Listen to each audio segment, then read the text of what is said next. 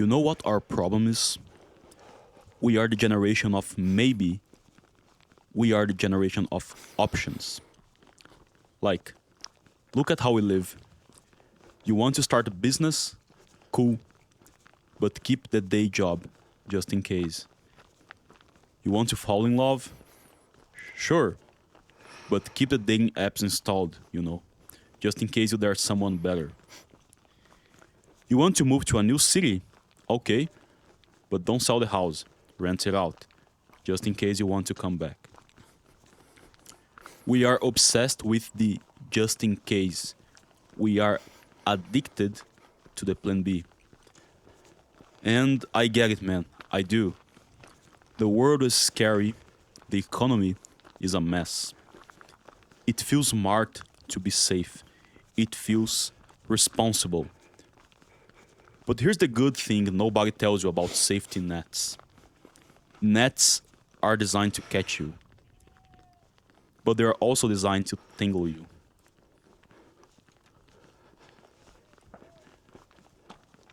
I love history because, honestly, the present feels boring sometimes.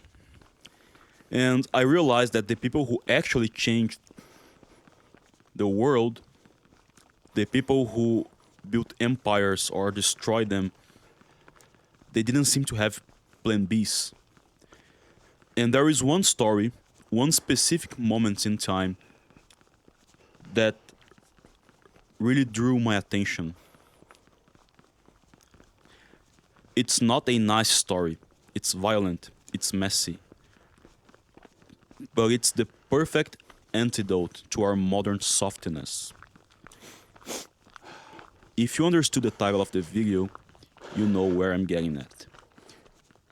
We need to talk about 1519. We need to talk about a guy named Hernán Cortés.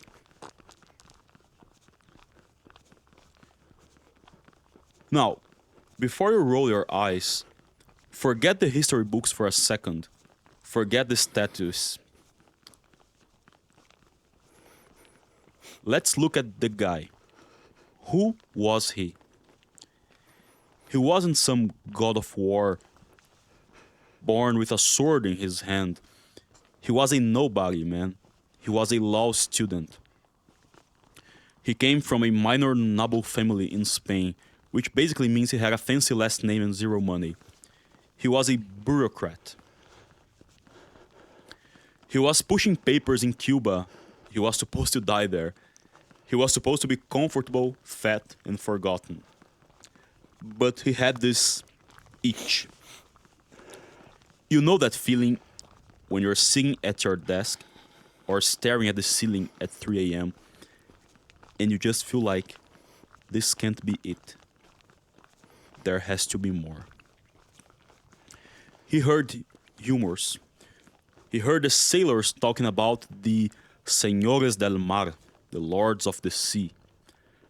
He heard whispers about a city built on a lake, Tenochtitlan, a place where the streets were made of light and the temples touched the clouds, and to a guy pushing papers that didn't sound like a city. It sounded like destiny. It sounded like Eldorado. So he does something unthinkable. He steals 11 ships, gathers 500 men, 13 horses, a few cannons, and he lands in Mexico. Now, I want you to really visualize this, because we look at the maps and it looks easy. But imagine being there. It's 1519. You are wearing heavy, rusted armor. The heat is suffocating. The jungle is alive. There are millions of eyes watching you from the shadows. Suspicious eyes. And the men are terrified. They are looking at the winding trails among the dark and doom. They are whispering to each other. This is suicide. Greed for gold will get us nowhere. We need to go back to Cuba. We need to go back to safety. They were already planning their retreat, man. They were looking at those ships in the harbor like they were a lifeline. If this goes wrong, at least we can go home. But Cortés, he wasn't seeing the jungle. He was projecting an allegory onto the city. To him, Tenochtitlan wasn't just a place with gold, it was the absolute. And he realized something profound about human psychology. He realized that as long as those ships were flowing in the harbor, his men would never fight like lions. They would fight like tourists.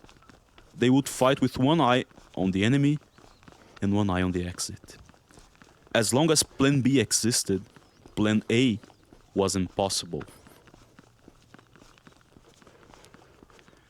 So he makes the call. He doesn't give a motivational speech. He doesn't hold a town hall meeting. He sends his most loyal captains to the beach and he lights the match. He burns the fleet. 11 massive galleons, the pride of the Spanish Navy, the one ticket home. He turns them into ash. Imagine standing on that beach. Imagine the smell of the smoke. Imagine the look on the soldiers' face when they realized there is no going back, there is no Cuba, there is no mom and dad. He forced them into a corner where the only options were eternity or death. This is where it gets deep, because this wasn't just a military tactic, this was alchemy. You see, in alchemy, there is a symbol called the Ouroboros. You have seen it, the snake eating its own tail. Most people think it means infinity, but in the context of the 1519 mindset, it means self-cannibalism. It means that to survive, you have to eat your own past. You have to consume who you used to be to fuel who you are becoming. Cortés fed his Plan B to the fire. He fed the law student to the Ouroboros. He understood that you cannot become the conqueror while you're still holding on to the tourist. You have to destroy the old self to make room for the new one.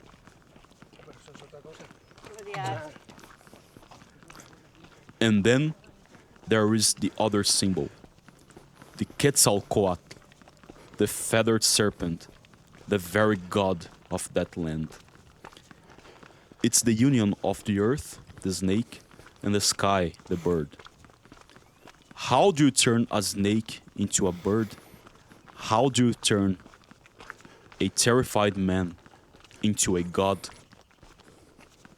You add fire. When Cortés burned those ships, he took the heavy wood, the earth, and he transmuted it into smoke, the sky. He performed a ritual. He told the universe, I am done walking, I'm ready to fly. Or, I'm ready to crash, but I'm not walking back.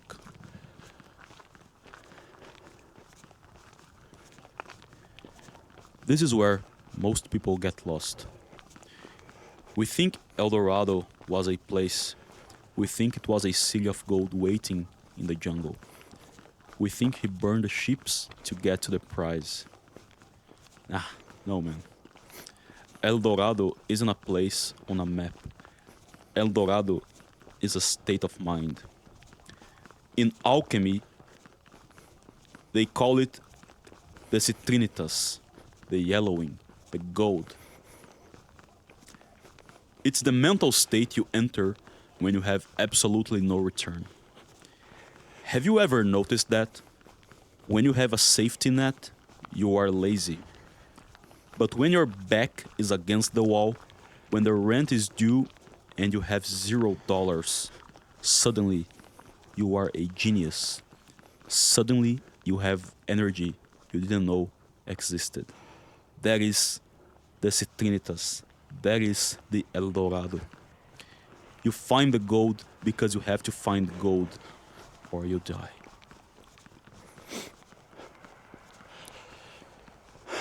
And look, let's be real for a second. I know the history. I know Cortés was a brutal man. I know the destruction was real. I know it was controversial, to say the least. I'm not telling you to be a villain. But I have Iberian blood running through my veins. And when I look in the mirror, sometimes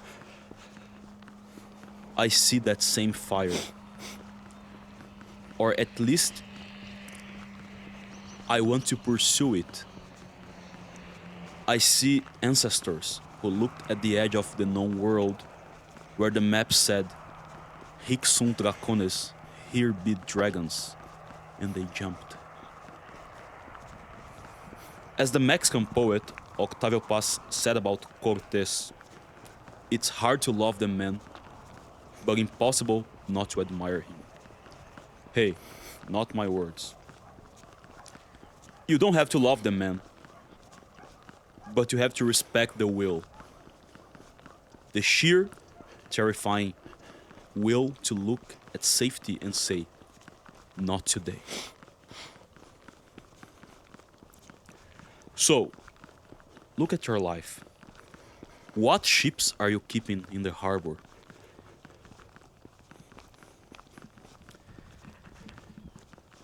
It is that job you hate, but it pays the bills, so you never start your own thing? Is it that relationship that is dead, but you're afraid to be alone? Is it the plan B that is secretly killing your plan A? Maybe it's time to light the match. If you've marched this far into the jungle with me, if you are ready to find out what you are actually capable of, comment the word Eldorado. Let me know you're done looking back. And listen, some people keep reminders of comfort in their walls. Others keep reminders of commitment. If you like the message of this video, you can support the channel by getting yourself some piece of art in the description link. And don't forget to subscribe. See you in the next video. Be brave, be anti-fragile. El Psy Conguru.